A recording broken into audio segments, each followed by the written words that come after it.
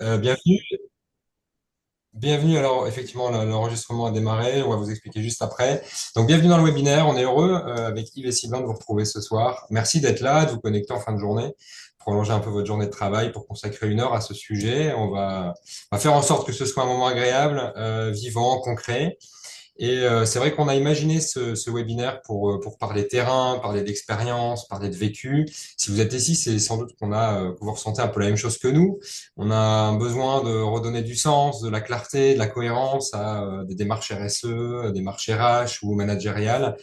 Et c'est vrai que on traverse une période qui est un peu paradoxale. On a des collaborateurs qui ont envie de s'engager, mais bah, les initiatives peinent parfois à trouver un peu leur place en entreprise. Et c'est vrai que dans ce contexte, on oublie parfois une évidence, c'est que bah, l'humain et le vivant sont intimement liés.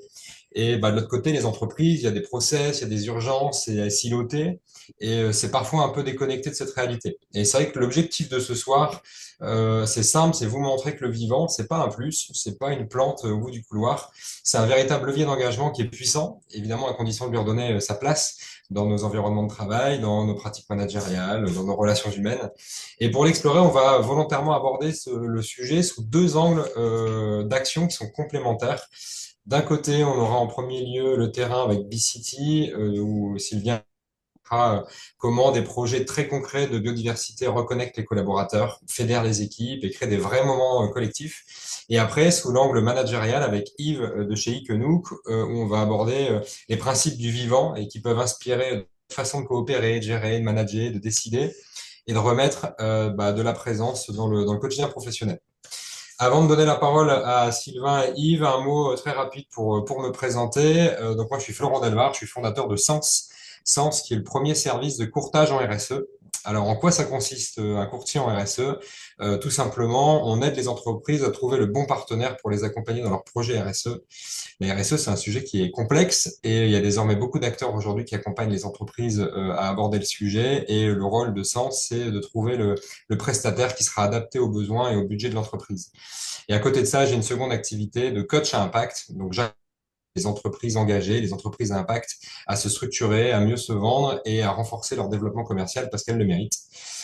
Mais pour mon plus grand plaisir, ce soir, j'ai la casquette d'animateur de ce webinaire. Donc, je suis vraiment ravi d'être là pour lancer cette discussion, donner la parole à deux personnes qui s'engagent au quotidien et qui font un super boulot. Deux règles juste courantes avant de démarrer, mais pour celles et ceux qui ont l'habitude de participer à des webinaires. Donc, on a prévu 1 heure maximum. En 2 temps, la première partie qui est un petit peu plus descendante, finalement, Sylvain, Yves vous partageront leur retour d'expérience. Et après, c'est un temps d'échange, de questions-réponses. Sur la première phase que je vous ai tout à l'heure, pour ceux qui étaient déjà connectés, on vous invite plutôt à couper vos micros. Vous pouvez garder la caméra si vous le souhaitez. C'est plus sympa aussi pour nous de voir vos visages, de savoir à qui on s'exprime. Ça remplacera pas un moment convivial en physique dans une salle, mais en tout cas, voilà, c'est quand même plus sympa. Et après, pour les questions, utilisez le chat et c'est moi qui reprendrai ça. Je lirai les questions pour vous. Le webinaire est enregistré et le replay et le support vont vous être envoyés dès demain. Et c'est parti. Alors, Sylvain, à toi l'honneur. Est-ce que tu peux te présenter en quelques mots pour celles et ceux qui ne te connaissent pas encore, en 1 à 2 minutes, s'il te plaît? Très bien, très bien. Merci Florent pour cette belle introduction. Du coup, en effet, moi c'est Sylvain Brevard, donc j'ai 45 ans, père de trois enfants, et je suis le créateur et le dirigeant de B-City Hauts-de-France. B-City, pour ceux qui ne connaissent pas, donc c'est une belle aventure qui a démarré en 2013 avec un projet un peu fou à l'époque, donc il y a plus de 12 ans. C'était de mettre des ruches dans les entreprises pour sensibiliser aux vivants. Vous verrez par la suite justement qu'on va bien plus loin que l'installation de ruches. Il y a plein d'autres projets autour de la biodiversité. Et aujourd'hui, suite à de belles rencontres humaines, du coup, B-City est présente en France à travers un réseau de 50. Et on compte plus de 300 clients, aussi bien des PME que des grands comptes. Mais on travaille quasiment exclusivement avec les entreprises.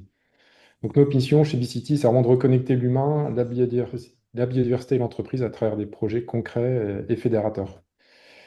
La nature, c'est ce qui me fait vibrer, c'est vraiment le fil rouge de mon parcours. J'ai travaillé très brièvement, mais c'est 7 ans dans le domaine du développement rural, dans des ONG et dans le microcrédit en Amérique latine et à Madagascar. J'ai pu découvrir des immenses espaces sauvages, mais aussi des relations privilégiées, très humaines aussi avec des peuples racines, autochtones ou premiers, que vous appelez comme vous voulez, mais qui vivent vraiment en équilibre avec leur environnement.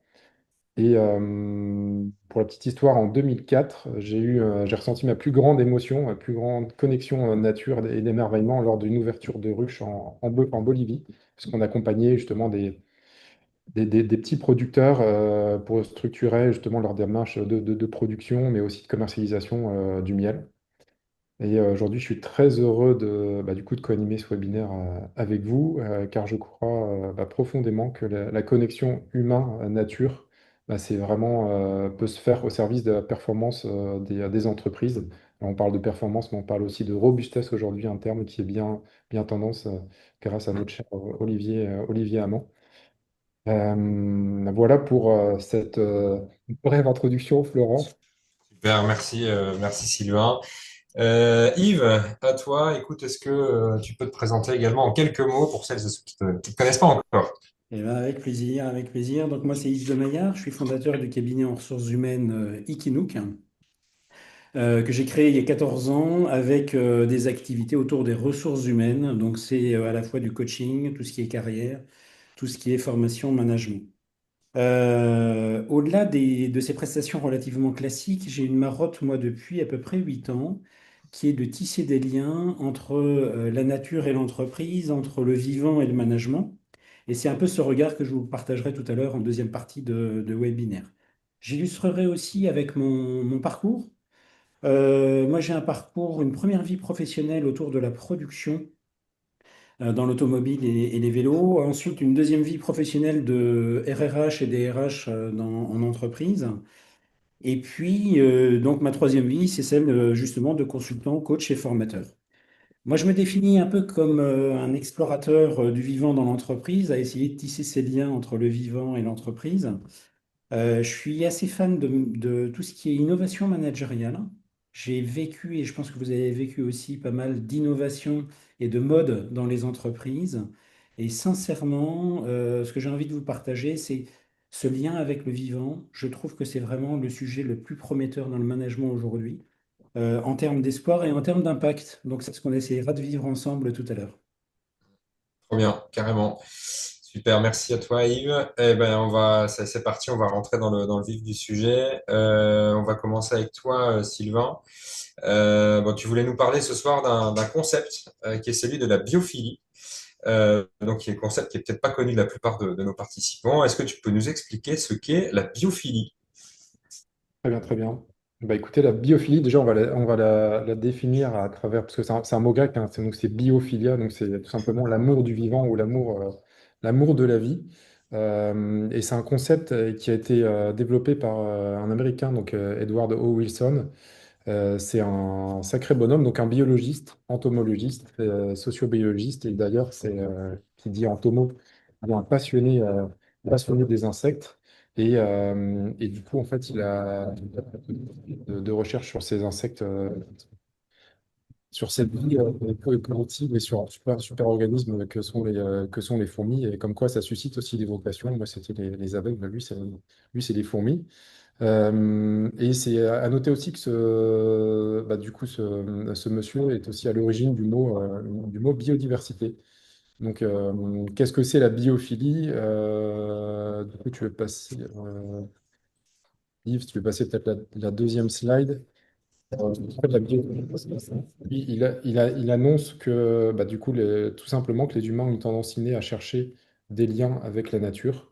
Elle se manifeste notamment, là, vous voyez un magnifique paysage, mais un besoin de nous reconnecter au vivant à travers l'admiration d'un coucher de soleil, ça peut être l'activité de jardinage, l'observation des animaux et une volonté de nous entourer d'environnements naturels. Moi, personnellement, j'ai toujours ressenti une profonde émotion, un alignement quand je suis dans la nature. Pour moi, la nature, c'est vraiment la meilleure des, la meilleure des thérapies. Elle me calme, elle apaise, elle nous relie en tout cas à l'essentiel, à la vraie échelle du temps et à notre humilité et à l'interdépendance avec les autres espèces. Donc, ça, c'était pour vous présenter. Je ne sais pas si vous connaissiez déjà ce concept-là, mais on en parle pas mal en entreprise, voilà, pour relier les humains à la nature. Et on verra tout à l'heure qu'il y a aussi des effets très bénéfiques pour l'ensemble des collaborateurs. Je ne vais pas vous dérouler et rentrer dans le détail sur la très longue histoire du vivant, mais voilà, c'est une évidence. On fait partie du vivant. On a trop souvent tendance du coup, à l'oublier. Le vivant est apparu il y a plus de 3,8 milliards d'années.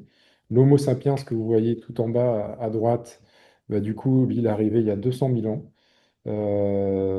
Si on devait bah, du coup réduire l'évolution sur une échelle du temps de 24 heures, en fait, on apparaîtrait à 23h 59 minutes et 59 secondes. Donc on n'est pas grand-chose sur cette planète. On est une espèce autant évoluée que enfin, l'humain est une espèce autant évoluée que les autres espèces. Et bah, vous pouvez voir une petite info aussi sympa, c'est que les insectes sont apparus en même temps que les plantes à fleurs, elles ont coévolué depuis plus de 100 millions d'années, 120 millions d'années. Et c'est ce que même raconté aussi quand on parle des abeilles chez Lycidium. Oui, on fait partie du vivant. Je mets un point d'exclamation parce qu'on a, voilà, il faut se le rappeler. Aujourd'hui, j'aime bien cette slide parce qu'on voit bah, du coup le rapport de l'homme tel qu'il est, voilà, tel qu'il est aujourd'hui avec le vivant. On est un petit peu, je trouve, un peu trop égocentré, en tout cas sur le vivant. Et l'idéal, c'est de partir, de plus s'aligner bah, du coup, sur le biocentrisme, donc la nature, le vivant, comme modèle. Euh, voilà, c'est curieux, enfin, la biophilie, enfin, pour moi, c'est un peu curieux de devoir le prouver scientifiquement que l'homme a besoin de la nature. Mais oui, nous avons des gènes de chasseurs-cueilleurs. Et d'ailleurs, j'ai appris récemment une petite anecdote sympa, c'est qu'en fait, sachez que la couleur verte, c'est la première couleur que nos yeux peuvent apercevoir, analyser et décrire, bah, parce qu'on a des ancêtres qui sont des primates arboricoles et ils devaient leur survie aussi et la bonne lecture des branches, des fruits et des arbres, etc. Donc voilà, il y a plein de petites anecdotes sympas à découvrir dans ce cadre-là. Donc je pense qu'il faut remettre l'homme à sa place. En tout cas, on est plutôt sur une organisation circulaire plutôt que pyramidale. Et sachez que sur Terre, il existe plus de 10 millions d'espèces, dont seulement 2 millions d'espèces sont décrites par la science. C'est ce que nous rappelait, d'ailleurs, j'ai eu la chance de participer à une conférence avec Gilles Boeuf lors du World Forum à Lille. Donc c'est l'ancien directeur du Muséum d'histoire naturelle et qui nous rappelait aussi, alors ça c'est juste le petit chiffre un peu alarmant, c'est que 97% des vertébrés terrestres sont représentés aujourd'hui par l'homme et son bétail. Donc il faut laisser de la place vraiment aux sauvages et aux vivants, et on peut le faire de manière très concrète, en tout cas sur tous les espaces qu'il y a autour de nous. Donc, qu'est-ce qui nous raconte notre fameux Américain père de la biophilie? Bah, c'est que la nature, c'est un levier de performance aussi économique et sociale, puisque bah, s'entourer de nature, ça permet de réduire le stress. Vous devez le ressentir quand vous vous baladez en nature, quand vous sortez quand vous passez du plein écran en plein air, ça fait vraiment du bien, ça favorise la cohésion. Ça optimise les capacités cognitives. Et il y a voilà, des études sérieuses qui ont pu prouver que ça développe le bien-être à hauteur de 15%. Pareil pour la créativité. Et ça permet bah, du coup d'accroître la productivité en tout cas en entreprise. Donc c'est vraiment pas la nature, en fait, c'est vraiment pas un luxe, mais vraiment un levier de performance économique et sociale. Je vais vous donner des petits tips pour améliorer, justement intégrer la nature dans les bureaux. L'idée, c'est des petites astuces. C'est déjà de favoriser l'éclairage naturel, d'utiliser des couleurs et des matériaux et des motifs aussi qui se rapprochent de plus en plus des couleurs que l'on peut retrouver dans la nature.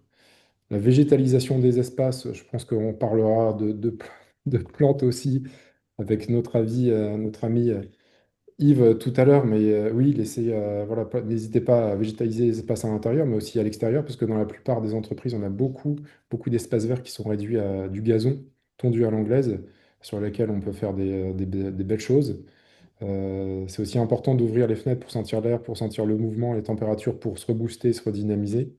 Bah, du coup, fédérer, ça j'en parlerai tout à l'heure, mais faire vraiment fédérer les collaborateurs autour de projets concrets dans les espaces verts et pour vraiment passer du plein écran au plein air. Là, vous voyez une petite photo qui est assez rigolote, mais c'est justement lors d'une animation potager aromatique dans une entreprise avec deux personnes qui hument justement les bonnes odeurs d'une plante aromatique. Et ça, c'est dans le cadre d'une entreprise, donc vous voyez, ça fait du bien et ça déclenche aussi des sourires assez chouette, ouais. Merci Sylvain. Bon, à retenir, on est apparu à 23h59 et 59 secondes. Et même si, alors c'est super ce que tu évoques là, les astuces, c'est toujours bien aussi d'avoir des chiffres que tu évoques juste avant sur l'impact que ça a sur le bien-être. On n'avait pas trop de doutes, mais c'est toujours bien effectivement de venir le matérialiser avec des chiffres. Là, tu vas aborder un autre sujet, c'est finalement en quoi la biodiversité, c'est aussi un enjeu capital pour les entreprises. Donc là, on l'a vu sur le bien-être, mais sur les entreprises, en quoi c'est un enjeu économique qui est important pour les entreprises. Oui, voilà, c'était une petite parenthèse, parce que quand on nous appelle à intervenir sur le sujet de la biodiversité, les entreprises souvent nous disent, mais qu'est-ce qu'on a, c'est quoi le lien qu'on a à cette biodiversité et pourquoi, enfin, moi, souvent ils disent, bah, moi, je n'en dépends pas. Qu'est-ce que voilà le lien entre mon activité économique et l'entreprise. Et donc on appelle donc il y a les services écosystémiques qu'on peut découvrir là du coup sur le graphe, enfin sur la belle roue à gauche. Donc ça apporte énormément de choses. En fait, la biodiversité, c'est tout. C'est l'eau qu'on respire, c'est l'eau qu'on boit, pardon, c'est l'air qu'on respire. C'est le service apporté aussi par les insectes pollinisateurs. Il faut savoir que plus de 75% des cultures vivrières en Europe reposent sur la pollinisation. Aujourd'hui, la France compte plus de 40 000 insectes, dont 5 000 sont des insectes pollinisateurs. 50% du PIB mondial repose sur les services vraiment rendus par la nature. Et 72% des entreprises européennes dépendent de manière critique de la biodiversité. Donc une entreprise, euh, en fait, elle dépend de ressources extérieures. Souvent, bah, c'est quoi en fait? Grosso modo, on peut résumer l'économie par la transformation des matières premières en biens. Et du coup, les entreprises puissent sur les richesses de la planète, sur ces ressources, et pour les transformer en ressources économiques. On dépend aussi de notre santé, dépend aussi beaucoup de la biodiversité, notamment parce que plus de 50% des médicaments sont d'origine naturelle. Donc en fait, quand on supprime une espèce, et notamment végétale pour les médicaments, généralement on supprime aussi une opportunité de guérir de futures maladies. On a vécu aussi le Covid, et le Covid, c'est ni plus ni moins enfin, les conséquences d'une zoonose, donc une connexion entre les espèces sauvages et les espèces humaines, parce qu'on laisse plus beaucoup d'espace à la nature et une trop grande proximité avec les espèces sauvages. Donc voilà, c'est l'érosion de la biodiversité en fait qui nous a apporté ce Covid. Donc voilà, je voulais vraiment souligner l'importance de la biodiversité, l'interdépendance des entreprises à la biodiversité, au-delà du bien-être pour les collaborateurs. Ben, le cadre est posé. Effectivement, les chiffres on mérite d'interpeller. Ça remet, on va dire, l'église au milieu du village. Alors concrètement, du coup, merci pour ce contexte. Du coup, Sylvain, tu as planté le décor. Maintenant, tu veux nous parler terrain concrètement, ce que vous faites chez B-City pour embarquer les équipes autour du vivant. C'est la promesse aussi du webinaire, c'est d'être concret, de parler terrain, de retour d'expérience pour inspirer et que les gens repartent avec des choses concrètes. Est-ce que tu peux nous expliquer, nous donner des exemples concrets de ce que vous pouvez faire en entreprise pour réintégrer la biodiversité au centre des équipes? Ok, ok. Très bien. Vous voyez tous ces sourires, donc ça c'est l'équipe B-City qui est prête à aller sur le terrain. Donc l'idée c'était effectivement de passer du concept de la biophilie à des actions concrètes qu'on mène chez nous avec les super pouvoirs de la nature. Donc on accompagne vraiment les entreprises. Voilà, on répond à leurs enjeux RSE à travers des actions concrètes de biodiversité.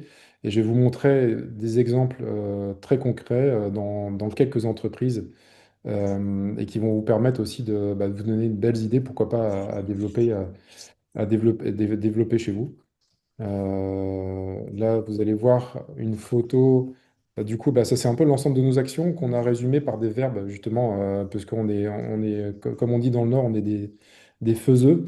On aime bien aller sur terrain et mener des actions. Alors, oui, on ruche, on végétalise, on anime, parce qu'en fait, notre ADN, du coup, c'est de proposer autour de chaque projet, c'est de proposer une animation combiner une animation à une action. On houblonne, vous découvrirez aussi la végétalisation de façade avec le houblon. On aménage à travers l'installation de nichoirs, hôtels, insectes et autres, et aussi le plaisir de partager une belle récolte autour du miel et autres. Pour aller aussi au-delà on va dire, du team building environnemental sur la biodiversité, on évalue la qualité de la biodiversité à travers, par exemple, l'ADN environnemental qu'on peut prélever dans le miel ou aller voir la trace ADN que laissent les insectes aussi sur les végétaux qui ont été visités et pour aussi évaluer cette évolution et pouvoir mener des actions suite à à des suggestions d'amélioration. Et tout ça, on aime bien l'intégrer dans des parcours biodiversité, parce qu'effectivement, on peut mixer toutes ces actions-là. Alors ça, c'est un bel exemple, ni plus ni moins, il y a je crois qu'il y a 3 semaines de cela, du coup, on a organisé une belle plantation participative avec les équipes d'une entreprise de literie, Thierry Litry pour les nordistes, vous devez la connaître, ou alors chez OVH. On a simplement pris les bêches, on a expliqué, alors on a des paysagistes dans l'équipe. L'idée, c'était d'avoir une belle introduction sur les rôles de l'arbre, sur les étapes de plantation, de sortir des bureaux, de se retrousser les manches. Et il y a eu vraiment beaucoup, voilà, une belle énergie en fait pour reverdir l'entreprise. C'est un bon exemple parce qu'on a commencé là-bas avec les ruches, c'est un peu le démarrage de l'action. Après, on a planté des massifs. On a planté plus de 200 végétaux chez eux, fait une prairie fleurie, installé des nichoirs, des hôtels insectes. Là, ils plantent un arbre par chaque promotion de salariés qui débarquent dans l'entreprise. Et du coup, ce qui est chouette dans ces actions-là, c'est que du coup, comme les salariés sont conviés à ces actions, du coup, ils prennent soin aussi de ce qu'ils ont en place et ils ont le plaisir d'aller voir aussi comment pousse leur arbre et de l'accompagner dans sa croissance. Comment tu sens les collaborateurs, Sylvain? Question qui n'était pas forcément prévue, mais comment tu sens les collaborateurs au départ, tu vois, dans ce type d'action? Est-ce que tu les sens un peu sceptiques, frileux? Est-ce que tu vois aussi finalement un changement à la fin de l'animation en disant, voilà, il y a une appréhension au départ et puis après, ils sont hyper emballés, etc. Comment tu les ressens, en fait, les gens avant et après une animation comme ça? Écoute, s'il ne fait pas trop froid, s'ils sont bien équipés, du coup, ils sont vraiment enthousiastes parce que souvent, c'est sur le temps de l'entreprise. Ça peut se faire entre midi et deux. Là, l'entreprise avait offert un petit sandwich. Donc, ils terminaient leur sandwich quand on faisait l'introduction et quand on en présentait le projet. Mhm. Et ils sont super contents. C'est beaucoup de sourires. En plus, on fait ensemble. On est pas mal d'animateurs aussi. B-City, on était pas mal d'animateurs ce jour-là. Et moi, ça me fait penser à une anecdote qui m'avait fait rire aussi, c'était une salariée qui était en train de vraiment de avait vraiment les mains dans la terre, qui disait que ça fait du bien de se bouger voilà, les fesses pour une action aussi qui avait du sens. Donc, non, vraiment à fond et surtout heureux de découvrir que l'entreprise peut mener aussi des projets en dehors de son cœur de métier et se bouge pour la planète. Et je pense qu'après, il y a une belle histoire à raconter aussi. Chez eux, de partager, dire aujourd'hui peut-être à leurs enfants ou à leur famille, dire que voilà, papa, maman pu planter un arbre dans son entreprise et c'est une chouette histoire. Ça, c'est un de nos derniers nés. Donc, ça fait 2 ans qu'on végétalise des façades des bâtiments avec du houblon. Et c'est top parce que ça apporte aussi un peu de biodiversité, du vert dans les entreprises. Et l'idée, c'est du coup de toujours intégrer les collaborateurs dans le projet. Donc, on n'est pas juste une entreprise de paysage. Là, vous voyez sur la gauche une photo d'une équipe, l'entreprise de Tam, qui récolte, même avec sa casquette, le dirigeant de cette entreprise et qui cueille les cônes un à un. Donc, on va aller plonger chez un partenaire brasseur et fabriquer la bière de récolte. C'est une bière vraiment très spécifique parce elle doit, enfin, le houblon est frais, il doit être plongé dans le brassin dans les 48 heures après sa récolte. Et après, bah, le plaisir, il y a toujours du partage dans les actions, c'est ça aussi, autour de la nature, du vivant, bah, c'est partager autour d'une bonne bière aussi. Donc ça, c'est la houblonnière. Après, Yves, on a la balade naturaliste, c'est un super, ça c'est un projet qui s'est bien développé, on en a fait une bonne dizaine cette année. Bah, l'idée, ça a mis du temps, vous voyez, à émerger. On voulait le faire assez rapidement dès le démarrage d'Obesity. Et aujourd'hui, ça pouvait faire rire au démarrage voilà, de sortir, d'aller voir peut-être les petits oiseaux, les petits insectes. Non, aujourd'hui, c'est un sujet sérieux. Les salariés sont en demande et ils veulent découvrir justement sous une autre facette ce qui existe au pied de chez eux. Là, vous voyez un bel exemple dans l'entreprise Bonduelle. Donc, vous connaissez peut-être leur activité, donc autour des légumes et autres dans l'agroalimentaire. Et là, en plus, notre spécialiste des végétaux, Florian, il a pu réussir à débusquer sur la photo centrale donc une carotte sauvage. Donc une carotte sauvage, alors que c'est assez rigolo, alors que Bonduelle propose aussi des carottes dans pas mal de ces recettes. L'idée, c'est de voilà, trouver des petites anecdotes naturalistes autour des végétaux sauvages, sur les insectes, s'émerveiller aussi sur le monde du minuscule. Ça, c'est important, parce que c'est vrai que si on attend de voir un éléphant ou un ours pour s'émerveiller, on peut attendre très longtemps. Et là, il y a plein de choses à raconter et ça résonne très très bien. Ça, c'est une animation d'intérieur pour impliquer les collaborateurs. Donc, on peut démarrer avec une fresque. Vous connaissez sûrement tous le principe de la fresque. Là, c'est la fresque de la biodiversité. Elle est assez sympa, peut-être un peu moins pesante que la fresque du climat. Chacun repart avec du coup, des actions concrètes parce que la biodiversité, sur 1 mètre carré de terrain, chez soi ou sur une balconnière, on peut faire des choses.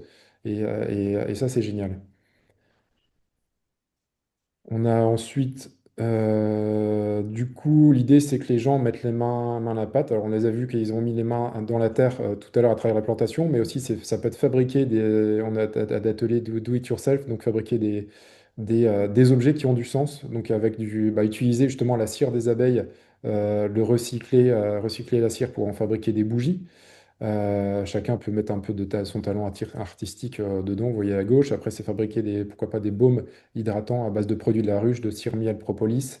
On fabrique des nichoirs, des mini-hôtels à insectes, etc. Donc ça plaît aussi énormément. Et derrière, on fait passer voilà, beaucoup de messages. On introduit toujours les ateliers, de dire ce que vous pouvez faire chez vous, comment le fonctionnement des abeilles, les produits de la ruche.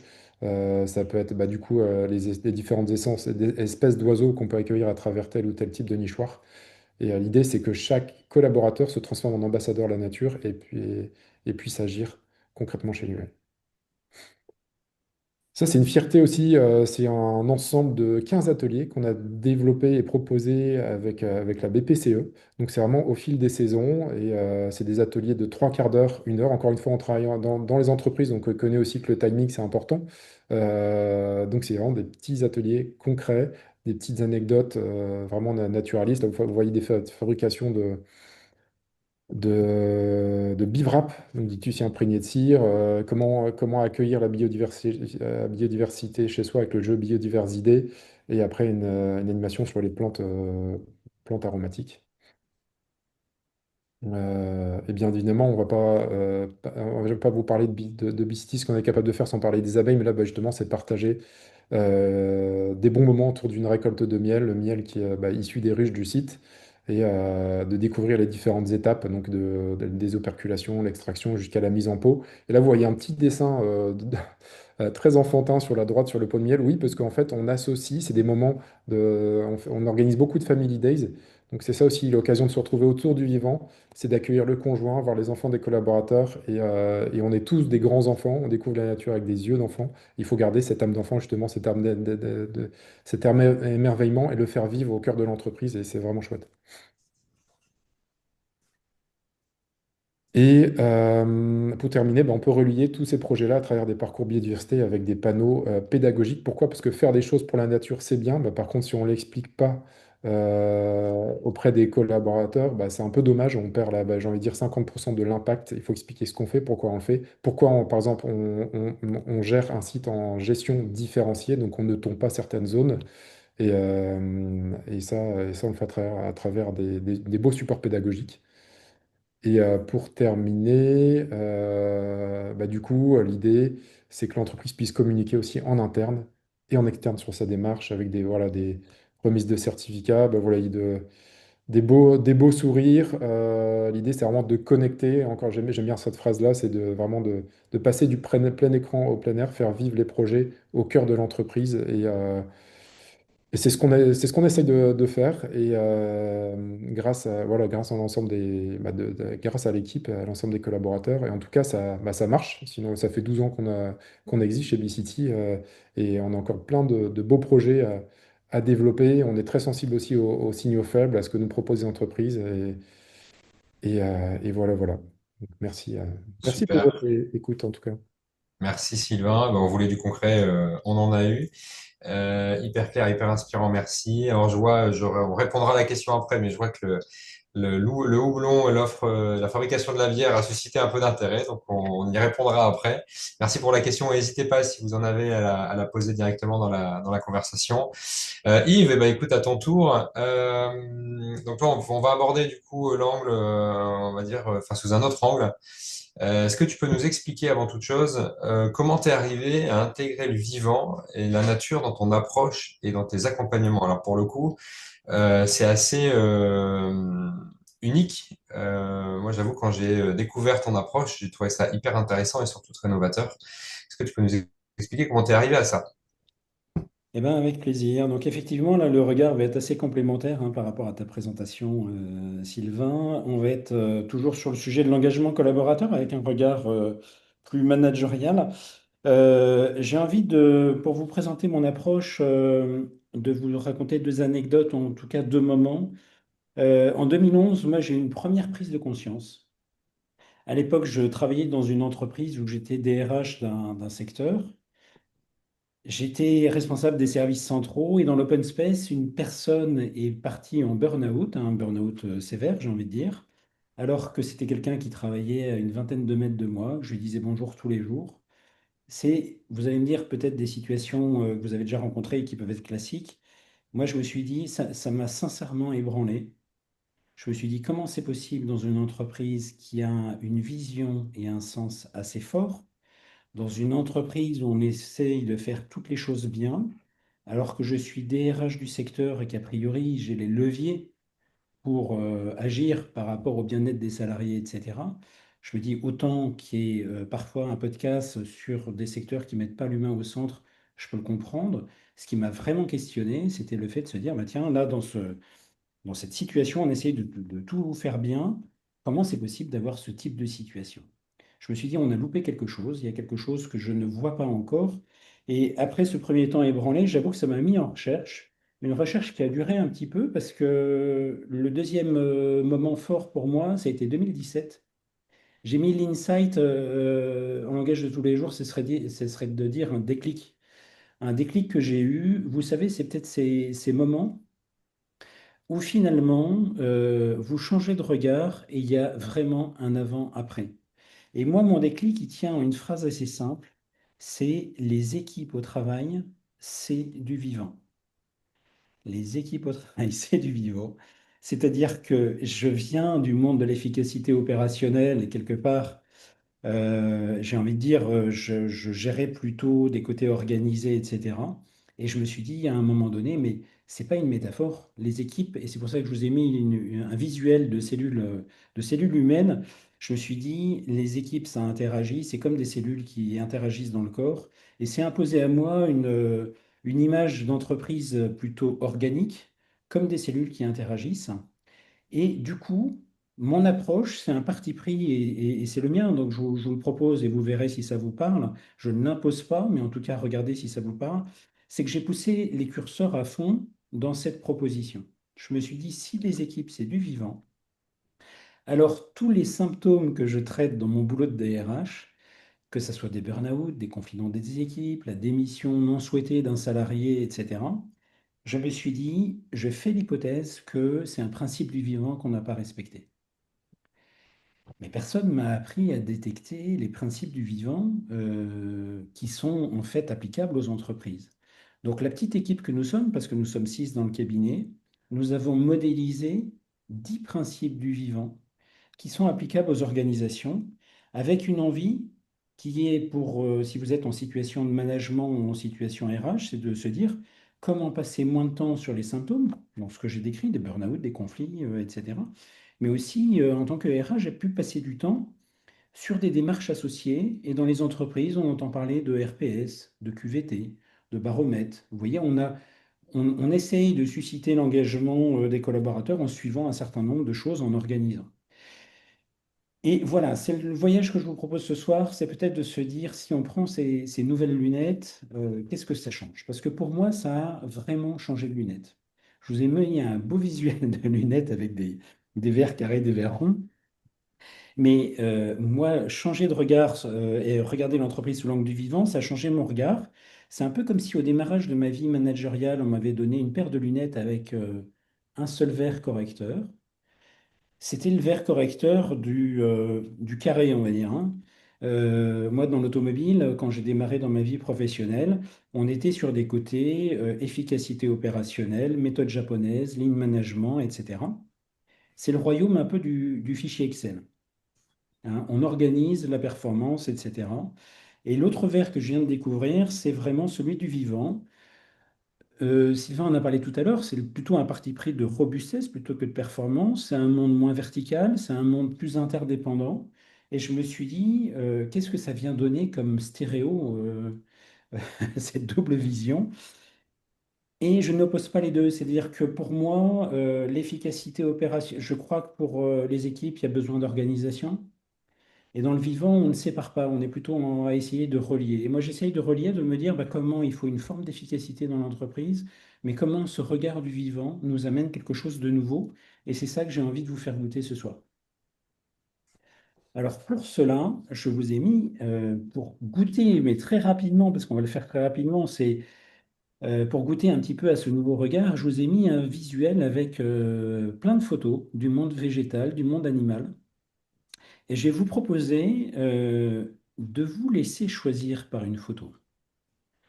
Des fois, on fait ces exercices très avec la tête en disant qu'est-ce qui me parle, etc. Mais regardez la photo qui vous a le plus interpellé. Est-ce que c'est un lapin, un papillon, un rouge-gorge, un suricate?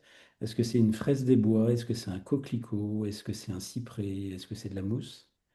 Choisissez peut-être chacun un élément du monde végétal, du monde animal. Regardez. Est-ce que tout le monde a son image en tête? Ça va? Je vois pas tout le monde, je vois quelques oui, donc je considère que c'est bon. Et je vais vous poser une petite question, puisqu'on est sur le thème ce soir de l'engagement. Je vais vous demander d'être quelques minutes cet élément du vivant. Et je vous pose cette question en lien avec notre thème ce soir.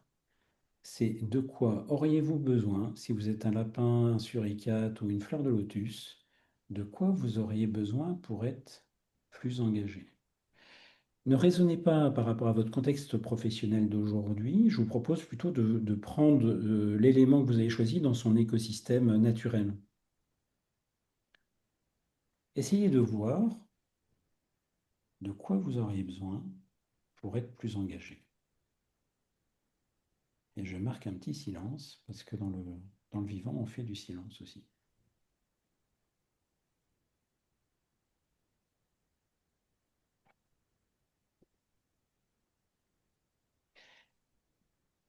Alors, on n'a pas le temps là aujourd'hui de faire un tour de table, mais dans un atelier que j'ai animé la semaine dernière, une personne avait choisi le rouge-gorge et la réponse naturelle de dire pour moi être plus motivé, plus engagé, j'aurais besoin de quoi?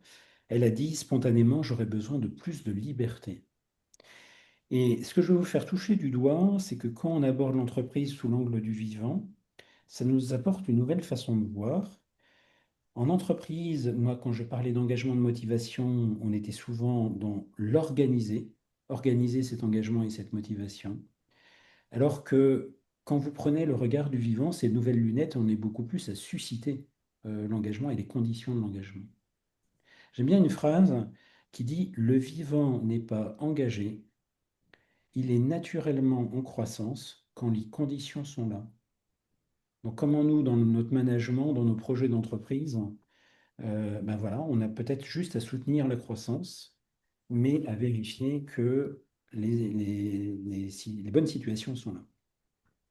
Pour rentrer peut-être, pour vous expliquer notre démarche, j'ai envie de vous donner trois petites illustrations, puis tout à l'heure on passera à des cas concrets. Je voudrais illustrer pour que ça soit un peu plus concret pour vous. Je vous ai parlé de 10 principes, je vais vous en montrer déjà un. On n'aura pas le temps de faire les 10 ce soir. Le premier principe qu'on a écrit, c'est tout est cycle. Regardez comment ça vous parle dans vos organisations, mais aujourd'hui, la nature fonctionne avec des cycles et dans les entreprises, on peut être à écraser un peu ces cycles. Dans la nature, tout est cycle, on a les saisons, on a la respiration, on a les planètes qui sont plus ou moins alignées, on a le cycle menstruel chez la femme, tout est cycle. Je ne sais pas si vous me voyez, mais dans la nature, on fait ce geste-là, on fait ce geste circulaire, voire même on parle de temps spiralaire dans la nature. En entreprise, quand on parle d'un projet, on parle d'une vision, on dessine souvent un axe de temps qui va de la gauche vers la droite. Sous-entendu, du 1er janvier au 31 décembre, on est au taquet. Donc, la question qu'on peut se poser, c'est qu'est-ce qui se passe quand on écrase et qu'on ne respecte pas les cycles d'une personne, d'un projet, d'un métier? J'ai envie de vous raconter deux petites histoires. La première histoire, c'est si vous devez, à titre personnel, planter des radis chez vous, vous allez aller dans une jardinerie, vous allez regarder au verso de l'étiquette, c'est quoi les bons mois pour planter, c'est quoi le terrain idéal, c'est quoi voilà, l'attention que je dois porter sur ça. Et on va respecter ça. Dans l'entreprise, on sème un petit peu des projets tout le temps. Et de perdre, finalement, moi, ce qui me fascine, c'est qu'on peut avoir du bon sens en tant qu'individu chez soi, bon sens qu'on peut perdre quand on endosse son costume professionnel. On revient dans des organisations, des projets et un certain nombre de choses. Deuxième petit exemple que j'aime bien, c'est que j'accompagnais en coaching un dirigeant de PME de 200 personnes à peu près. Il me disait en coaching, Yves, je suis très content, la nouvelle organisation, on la met en place mi-octobre. Dans ce coaching, je lui ai posé deux fois un peu la même question. Je lui ai dit, ce serait quand le bon moment de planter la graine de cette nouvelle organisation? Et il me dit, ben Yves, mi-octobre. Tu sais, dans les projets, on fait une préétude. Puis si tu as fait un peu de projet, après une préétude, il y a un go-no-go. Et quand il y a un go, on y va. Ce serait quand le bon moment, hein, de planter la graine de cette nouvelle organisation? Alors, bon, vous le savez tous, fin d'année, il y a les budgets, il y a les entretiens, etc. Et puis il m'a dit, ouais, j'ai compris. Il faut pas lancer ce projet-là maintenant, on le fera premier trimestre, etc.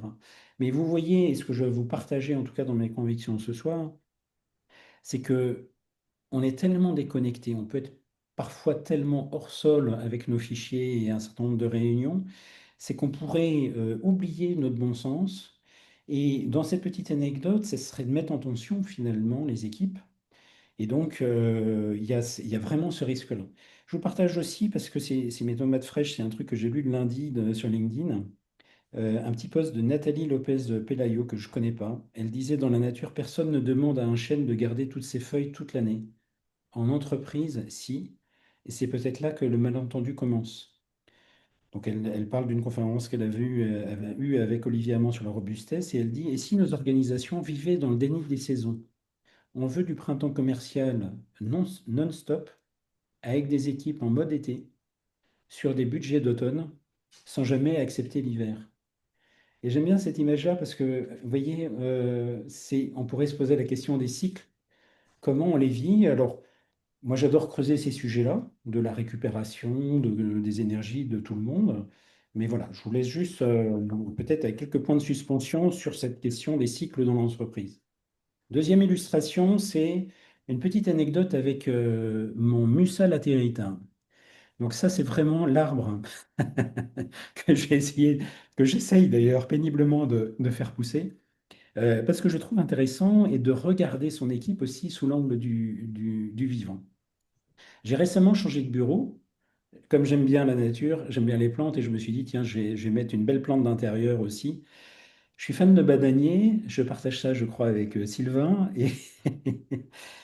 et Et donc, j'ai acheté un petit plant de bananier de l'espèce Musa laterita. Et vous avez peut-être déjà eu cette expérience quand ça pousse pas droit. Ça veut pas pousser droit. Donc, tout parallèle avec vos équipes est purement fortuit. Mais des fois, on met de l'énergie, mais ça, voilà, ça démarre mal. Ça démarre mal. Je peux vous dire que j'ai passé beaucoup d'énergie pour obtenir ce plant flageolant de bananier. Et ce qui est intéressant, c'est qu'on peut regarder très rapidement, parce qu'on pourrait, pareil, on pourrait l'étirer plus largement, cette petite anecdote, mais de se dire qu'est-ce qui s'est passé. Premier truc que j'ai eu, pas de bol sur le mélange que j'ai fait de terreau, de terre, etc. J'ai eu des mouches de terreau. Donc j'ai traité de façon naturelle avec des nématodes, c'est des petits vers microscopiques qui s'attaquent aux larves. Mais vous voyez, dans nos équipes, le terrain est peut-être avec des nuisibles, c'est peut-être pas dégagé, c'est comment on fait pour avoir un terrain propice. Deuxième petite anecdote, c'est que je me suis dit, mais ouais, je suis dans un bureau peut-être un peu sombre, comment je déplace, trouver la lumière la plus favorable parce qu'un bananier, ça a besoin quand même de soleil. Pareil, l'eau, la lumière, et quoi, la lumière, moi je faisais le parallèle avec peut-être la reconnaissance, tout ce qui va permettre à la plante de pousser. Le type de terreau, bah, c'est l'adéquation entre l'individu et l'environnement. Est-ce qu'on a les bonnes conditions par rapport à ça? L'eau, je vois l'heure donc j'accélère un peu, mais l'arrosage, hein, de se dire le bananier, il a besoin vraiment d'humidité, etc. Et c'est l'attention un peu du manager. Et puis le sol, j'ai passé du temps aussi à drainer un peu mon sol, à mettre du sable, des choses comme ça pour agir sur le terrain. Pour l'anecdote, compliqué toujours le bananier. Donc, je me demande si mes petits vers de terreau n'ont pas attaqué le système racinaire. Mais Sylvain, tu me donneras des conseils. Donc voilà un petit éclairage sur une autre façon de voir le vivant. Je voulais illustrer aussi avec une citation que j'aime bien de François Pinochet, qui est un dirigeant d'entreprise à Lyon dans le domaine de la communication. C'est quelqu'un qui a fait un superbe bouquin qui s'appelle L'entreprise végétale. C'est un fan de bonsaï. Donc c'est un très joli livre qui doit coûter quand même une trentaine d'euros, mais illustré avec des jolies illustrations. Il fait plein de parallèles entre le management de son équipe et la culture du bonsaï. Et j'aime bien cette phrase qui nous parle pour vous dire que regarder l'entreprise sous l'angle du vivant, c'est aussi changer de posture dans son management. Ce que j'appelle moi le manager jardinier, mais il dit ça: j'ai longtemps cru que le devoir du manager était d'insuffler l'énergie à ses équipes. Régulièrement, je prenais la parole et faisais de beaux discours. Tel le chef de guerre, je haranguais mes troupes. Il y a souvent cette culture en entreprise de se dire le manager, il doit monter sur le tonneau et par son charisme, embarquer ses équipes. J'ai appris par les arbres qu'on ne redistribue pas l'énergie par un subit apport d'engrais, surtout si ce n'est pas la saison. L'énergie s'instille par les soins quotidiens. Vous avez tous fait cette expérience, si vous revenez de vacances et que vous avez une plante qui n'a pas été arrosée pendant quelques semaines, c'est pas en mettant 2 tonnes de flotte sur la plante qu'elle va pousser de nouveau. Donc ça dit quelque chose aussi de notre attention quotidienne au niveau des équipes. Et voilà, c'est un peu ça qu'on essaye de pousser au niveau d'Ikenook. Donc nous, notre boulot, c'est de renouer avec le vivant dans l'entreprise en actionnant le levier managérial pour que les entreprises bossent sur une performance mais qui soit durable, c'est-à-dire que les équipes soient en énergie, plus de pragmatisme, parce que clairement, je trouve que le vivant amène du concret, et plus d'humanité, c'est mon exemple de tout à l'heure, où on se disait, si on fait des transformations à mauvais escient, bien évidemment, ça met les équipes sous tension. J'aime bien, et juste peut-être cette petite phrase aussi que j'aime bien, c'est qu'aujourd'hui, j'ai beaucoup de clients qui sont dans une démarche d'écologie environnementale. C'est quoi mon impact au niveau des cartons? C'est quoi mes transports? C'est quoi un certain nombre de choses? Notre proposition, c'est finalement de se dire, mais oui, mais les principes du vivant et de l'écologie, pourquoi on les appliquerait qu'à nos rejets, etc. Et pourquoi on ne l'applique pas aux équipes et comment regarder nos équipes avec cet angle du vivant? Merci Yves pour cette introduction, cette mise en contexte. On t'a écouté religieusement et écoute, je bois tes paroles, tes exemples. On aimerait pouvoir détailler un peu plus, mais c'est vrai que le temps file. Mais merci à toi pour ça. Alors du coup, très concrètement, maintenant que tu nous as mis en bouche, tu nous as fait saliver, concrètement, comment vous opérez, on va dire, en entreprise chez Iconouq. Alors, je vais vous illustrer ça avec quatre exemples concrets. Nos actions, c'est pas mal pour l'instant parce que c'est une science émergente, hein. Moi, je ne connais pas de livres, par exemple, ou de personnes qui ont vraiment formalisé ce que je vous propose ce soir.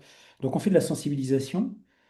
Je suis sur le sujet depuis 8 ans. Ça fait vraiment un an que je sens voilà, que ça commence à prendre, mais pas mal de sensibilisation. La photo, là, c'était la Fabrique du changement en octobre 2024 à Entreprises et Cités, mais aussi pas mal d'actions de sensibilisation euh, en entreprise ou auprès de public en inter-entreprise. Deuxième chose concrète que je peux vous partager, c'est que nous animons des formations tournées autour du vivant. On fait beaucoup de formations sur les fondamentaux du management parce que c'est notre cœur d'activité, mais de plus en plus, j'ai des entreprises qui se disent, Banco, on y va, ton truc sur le vivant, ça nous parle. Et donc, on anime des formations managées avec les principes du vivant. Donc, ce n'est pas des formations sur les basiques, c'est plutôt de se dire comment aller plus loin. Et là, vous voyez, c'est une illustration d'équipes de Kiabi qui ont testé une formation comment intégrer le vivant dans le management. Mais on a aussi un module sur le sujet du comment manager sa propre écologie. Je crois que c'est difficile d'animer le vivant auprès des autres si on n'a pas travaillé sur ses cycles, ses énergies, etc. Troisième illustration, on a fait une mission de conseil auprès de Cofidis Belgique. Ils voulaient intégrer les principes du vivant dans leur grand rituel. Alors j'adore ce qu'ils font, Cofidis Belgique. Ils ont des rituels hyper simples. Ils ont trois moments clés, que ce soit au niveau de l'année ou au moment des projets. Un rituel qui s'appelle Start, Check et Check Out. C'est-à-dire qu'on démarre l'année, Start, c'est quoi les objectifs, etc. Check, c'est les entretiens de suivi. Check Out, c'est quand on termine une année ou un projet. Et alors, j'aurais pu illustrer avec des documents, mais ça leur appartient et je ne me suis pas permis de partager ça avec vous. Mais voilà, on était vraiment dans l'énergie de semer au niveau du start. Check, c'est cultiver. Check out, c'est récolter. Et on a travaillé avec eux plein de principes du vivant autour des énergies, l'adéquation au terreau, les capacités finies, les nutriments, comment ne pas surexploiter les ressources. Euh, on s'est posé des questions, comment regarder la zone d'effort de chaque collaborateur et sa vitesse de, j'allais dire, de pouce, entre guillemets, la diversité, etc. Donc on a intégré dans les trames d'entretien, dans les différents rituels, beaucoup de principes du vivant pour les vivre différemment. Et je terminerai par la pratique numéro 4. On fait un peu notre propre R&D. Et donc, on développe au fur et à mesure, mais avec nos clients, puisque c'est une démarche en devenir, on disait, on est des explorateurs. On développe aussi des petits outils. Là, je vous en présente un qui s'appelle l'Organic Scan. C'est comment regarder son écosystème comme si c'était un jardin en permaculture et de regarder différentes cultures, différentes parcelles. Donc cet outil, il est adossé à une feuille de questions de façon à pouvoir se questionner pour soi, pour son équipe ou pour son environnement. Je vais passer ça parce qu'on est pris par le temps et je voudrais qu'on puisse avoir un petit temps de questions. Ma conclusion, c'est quoi? Et je vous ai mis une petite citation. euh, comment aller vers ce regard du vivant? Pour ceux qui sont familiers, je suis fan aussi de tous les travaux d'Olivier Hamon et de la robustesse. Donc, si j'ai une reco de livres à vous donner, vous pouvez acheter, j'ai sous les yeux un petit recueil qui s'appelle Antidote au culte de la performance. 3,49 €. C'est le meilleur investissement si vous souhaitez aborder ces principes du vivant aussi et questionner performance et robustesse. En tout cas, j'aime bien cette petite citation d'Antoine Denoy, qui est directeur d'Axa Climate. Il dit, les entreprises, pour s'adapter, doivent se penser et se comporter non pas comme des machines, mais comme des êtres vivants. C'est très basique, mais je pense que c'est vraiment ça. Quand je vous disais, c'est le côté le plus prometteur. Pour moi, c'est dans tout ce que j'ai vu dans le management, c'est ce qui me semble le plus porteur de sens et d'espoir pour la suite. Donc voilà ce que je voulais vous partager ce soir. Merci Yves, très clair. Effectivement, phase de questions-réponses, il nous reste peu de temps, mais alors ça peut être des questions, mais ça peut aussi être des remarques, avoir votre avis à chaud. Il y a une première question, alors Sylvain, tu as commencé à y répondre dans le chat, mais effectivement, il y avait une question qui était sur beaucoup d'entretiens. Est-ce que il y a beaucoup d'entretiens pour les houblonnières? Effectivement, tu as précisé qu'il faut compter une dizaine de passages par an du mois d'avril au mois de septembre. Donc ça, c'est compris, je pense, dans vos accompagnements, compris dans le pas que vous passez et vous Oui, tout à fait. faites Ouais. appliquer effectivement les équipes sur des moments comme la récolte. Est-ce que tout est dit? Tu veux compléter, Sylvain, ou c'est... Non, je pense que c'est bon, là. Ouais. Après, on peut- ouais. Est-ce qu'il y a d'autres questions des Pour participants, réaction. remarques ou réactions, ouais, effectivement? Non? Euh, on vous enverra, on va peut-être pas le faire là maintenant, mais dans le mail de demain, on vous demandera ce que vous retenez de ces deux interventions complémentaires de Sylvain et Yves et une action éventuellement que vous auriez envie de mettre en œuvre, quelque chose qui vous a parlé. En 30 secondes, je me permets de poser une question à chacun, pareil qui n'était pas prévu.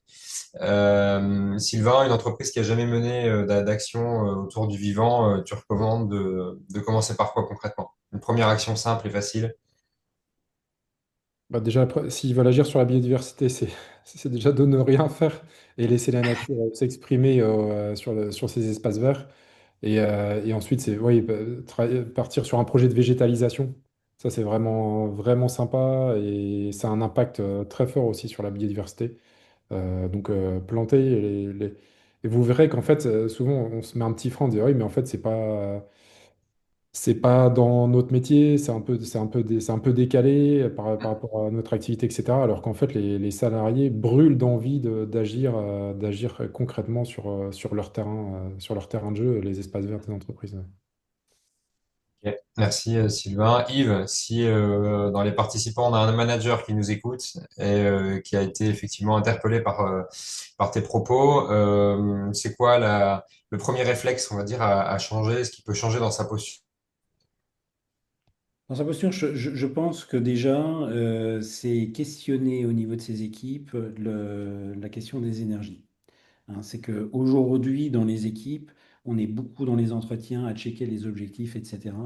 Et c'est d'apprendre aussi à regarder comment sont les énergies des uns et des autres autour de trois batteries. C'est comment se mettre en économie d'énergie aussi. Pourquoi je parle de ce sujet d'énergie? C'est que dans l'écologie environnementale, on est beaucoup à regarder la consommation d'énergie, les économies d'énergie, etc. Et je pense que dans l'entreprise aujourd'hui, on est quelque part à définir et suivre des objectifs, et quelque part ça suit, sans prendre en compte ce facteur de l'énergie, de capacité finie, etc. Donc c'est apprendre à mesurer ça, le suivre pour être je dirais, les yeux ouverts sur les conséquences un peu de cette animation. Hum, Donc ça pourrait être une piste. Il y en a plein d'autres, hein, mais c'est ce qui me hum. vient à chaud comme ça. Trop bien, merci. En tout cas, merci à tous les deux. C'était inspirant. Même si moi je vous connais tous les deux, c'est toujours un plaisir de vous entendre parler l'un et l'autre de vos sujets. On sent la passion, on sent l'expérience, le concret. J'espère pour tous celles et ceux qui ont été présents ce soir que ça a été la même chose pour vous, que ça vous a apporté quelque chose. Voilà, ça implique effectivement un changement de posture en entreprise, notamment sur l'approche de Yves. C'est vrai qu'on a tendance en entreprise à structurer, organiser, contrôler. Et donc là, effectivement, ça implique de changer un peu de paradigme, de lunettes, comme tu l'as évoqué tout à l'heure, d'être moins théorique et plus concret et refaire preuve, on va dire, du bon sens. Et côté B-City, là, on l'a bien vu aussi. Sylvain, merci. Il y a des actions qui sont simples, essentielles à mettre en place, qui ont un impact qui est immédiat. En tout cas, merci à vous toutes et tous d'avoir été présents ce soir. On vous enverra un petit mail demain avec le replay, avec le support et aussi évidemment on vous posera deux trois questions. Voilà, ce que je vous ai dit là, c'est qu'est-ce que vous retenez et qu'est-ce qui vous a interpellé que vous auriez envie éventuellement de mettre en place de votre côté. Voilà, merci à toutes et tous, une belle soirée à vous et merci encore. Merci, merci à Merci tous. beaucoup, Et, bonne et, soirée. et on est pas mal sur le timing, tu vois, 19h03, c'est pas mal. Très bon. Merci Merci pour vos beaucoup. commentaires. Merci, au Merci revoir. beaucoup. Au revoir.